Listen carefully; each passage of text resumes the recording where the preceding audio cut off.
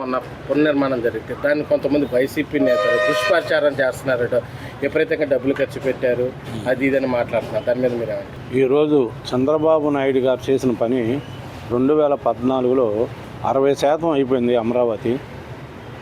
2019లో జగన్మోహన్ రెడ్డి వచ్చి ఆ రోజున అసెంబ్లీలో కూడా అతను మాట్లాడిన మాటలు ఎలా ఉన్నాయంటే, అమరావతి ఇక్కడే ఉండాలి, రైతులు కూడా మంచి పని చేశారు, రైతులు కూడా 35,000 ఎకరాలు ఇచ్చారు, రైతులందరికీ కూడా ధన్యవాదాలు తెలిపిన జగన్మోహన్ రెడ్డి, అతను అధికారంలోకి వచ్చాక జగన్మోహన్ రెడ్డి అసలు దాన్ని ఏం చేయాలనేది అతను మనసులో ఉండి అమరావతి అనే దాన్ని లేకుండా చేయాలని కూడా జగన్మోహన్ రెడ్డి పన్నాంగం పండాడు.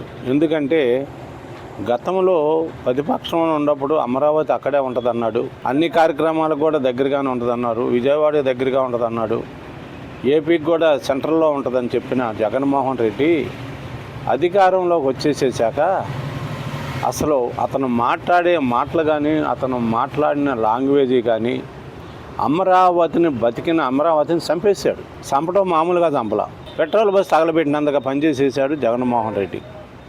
మరి అదే విషయంగా మరి ఆ రోజున రోడ్లు వేయటం జరిగింది, సిమెంట్ రోడ్లు వేశారు, చాలా వరకు కూడా రోడ్లు పనులన్నీ అయిపోయినాయి. మరి జగన్మోహన్ రెడ్డి పరిపాలనలో పట్టపగలే మిషన్లు తీసుకొచ్చి సిమెంట్ రోడ్లు బగలగొట్టించేసి ట్రాక్టర్లతో ఎత్తుకెళ్తుంటే ఆ మట్టి, ఆ సిమెంట్ రోడ్లో ఉన్న కంకరు మట్టి ఇదంతా ఎత్తుకెళ్తుంటే అమరావతి రాజధాని రైతులు పోలీసులు కంప్లైంట్ ఇస్తే పోలీసులు ఏం చెప్పారంటే, అమ్మ వర్షాకాలం వస్తుంది, గుంటలో ఉండరు కాడ పోయటానికి తీసుకెళ్తున్నారు అనే పోలీసులు సమాధానం చెప్పిన విషయం అది. అయితే సిమెంట్ రోడ్లు పొడిసేసేసి కంకర సిమెంట్ ఎత్తుకొని వెళ్ళి గుంటలు పొడుతారా? అంటే ఇప్పుడు అమరావతి నిర్మాణానికి సంబంధించి పునర్నిర్మాణం చేస్తారు, దాన్ని కొంతమంది వైసీపీ వాళ్ళు ఇది దుష్ప్రచారం చేస్తున్నారు, ఇది ఏంటి అయిపోయిన దానికి మళ్ళీ పునఃప్రారంభం ఏంటి ఇది అని మాట్లాడుతున్నారు. దాని మీద మీరేమంటారు? అమరావతి అనేది వైసీపీ నేతలకు కానీ వైసీపీ కుటుంబాల్లో కానీ ఎవరికి ఇష్టం లేదు. అసలు ఎవరికి వైసీపీలో ఎవరెవరైతే ఎంతమంది అయితే ఉన్నారో అంతమందికి ఇష్టం లేదు. మరి ఆ రోజున చంద్రబాబు నాయుడు గారు కూడా ఉండాలని అన్నాడు, కానీ అది కూడా నేను కూడా డెవలప్ చేసుకొస్తాననే దాని మీదుగా ఆ రోజున వైఎస్ఆర్ జగన్మోహన్ రెడ్డి మాట్లాడాడు. మరి అదేవిధంగా కూడా మళ్ళీ ప్రారంభోత్సవం అనే దాని మీద కూడా అదంతా దాన్ని చంపేసేశారు కనుక మళ్ళీ దాన్ని బతికియాలి అంటే మరి అది బతికియాలి అని ఉన్నప్పుడు కూడా మరి దాన్ని ఏదో కూడా పునర్నిర్మాణం చెయ్యాలి, మళ్ళీ అందరికి కూడా తెలియపరచాలి. ఆంధ్రప్రదేశ్లో 5 కోట్ల మంది ఉన్నారు, కానీ అందరూ కూడా తెలియపరచాల్సిన బాధ్యత గవర్నమెంట్ మీద ఉంది కనుక ఆయన కూడా మోడీ గారిని ఆహ్వానించాడు. మరి వాళ్ళందరూ కూడా వచ్చి కూడా అమరావతిని 3 సంవత్సరాల్లో పూర్తి చేద్దామని మోడీ గారు కూడా హామీ ఇచ్చారు. వైఎస్ఆర్ గవర్నమెంట్ ఉన్నంత కాలం ఏపీలో ఎక్కడైనా కూడా రోడ్లలో కానీ ఎక్కడన్నా డ్యాముల దగ్గర కానీ ఏదన్నా కానీ ఒక తట్టడ మట్టేసిన పాపన బాల రోడ్లన్నీ పాడైపోయినాయి ఏపీ గవర్నమెంట్లో.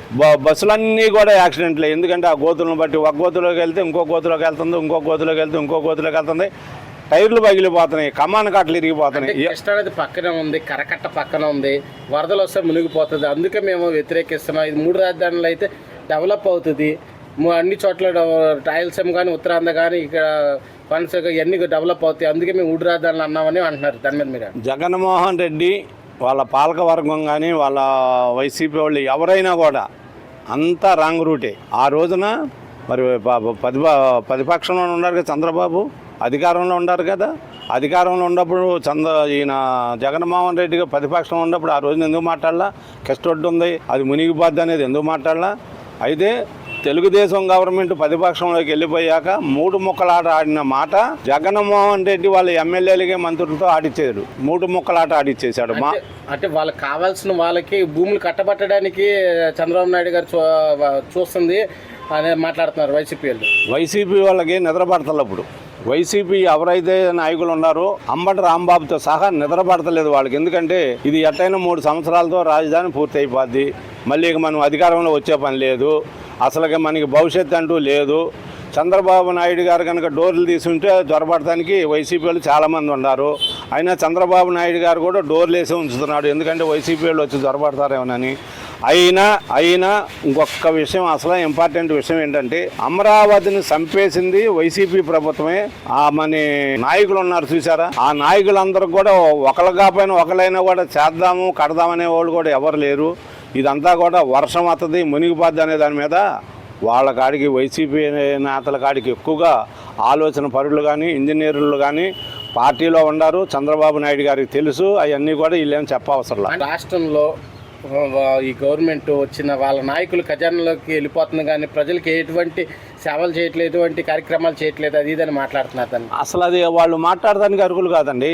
వైసీపీ వాళ్ళు మాట్లాడడానికి అర్హులు కాదు. అసలు వాళ్ళు ఎంతవరకు నిద్రపట్టగా మేలుకు వచ్చి నిద్రపోతా లేచినప్పుడల్లా ఏదో ఒకటి మాట్లాడాలని అంటమే కానీ చంద్రబాబు నాయుడు గారు ఎంతవరకు అడ్మినిస్ట్రేషన్తో ఉంటాడు. ఆ రోజున కూడా చంద్రబాబు నాయుడు గారు చెప్పినట్లే జరిగిద్ది, ఎటువంటి ఇబ్బందులు లేవు. చంద్రబాబు నాయుడు గారు అమరావతి నిర్మిస్తారని నమ్మకం మీకుందా? 100% నమ్మకం ఉంది, ప్రజలకు కూడా నమ్మకం ఉంది. నా నమ్మకమే కాదు, 100% ఏపీలో 5 కోట్ల మందికి కూడా పూర్తి నమ్మకం ఉంది. అదే కనుక వైసీపీ వాళ్ళు ఉన్నారు చూసారా, వాళ్ళు నిద్రపట్టిన కారణం కూడా ఏంటంటే చంద్రబాబు నాయుడు గారు దీన్ని నిర్మించుతారు, సమస్య లేదు. ఎలా అంటారు? ఎలా అంటే ఆయన తిప్పలబడి ఆయన తీసుకొస్తాడు, ఎక్కడైనా కూడా ఆయన తాగలిగిన సమర్థుడు, ఏదైనా కూడా చేయగలిగినంత సమర్థుడు వాళ్ళ ఉందా. ఏపీలో మొత్తం మీద ఎవరైనా కూడా ముఖ్యమంత్రిగా ఆయన కావాలని కోరుకున్నారు. మరి ఒకనొకప్పుడు వైసీపీకి 56-55 సీట్లు ఇచ్చిన ఘనత ప్రజలు, మరి వాళ్ళు ఏమయ్యారండి, 11 సీట్లు పరిమితి చేశారు. ఎందుకంటే జగన్మోహన్ రెడ్డి వాళ్ళు కాదు, మళ్ళీ బాబు గారు రావాలి, కూటమి రావాలి. ఈ కూటమి తలుచుకుంటే నీది అయిద్ది అనే దాని మీద కూడా ప్రజలు కూడా 64 సీట్లు ఇచ్చారు. 64 సీట్లు ఇచ్చి కట్టండి మేము ఉండం వెనకాలని ప్రజలు కూడా చంద్రబాబు నాయుడు గారికి భరోసా ఇచ్చారు, హామీలు ఇచ్చారు.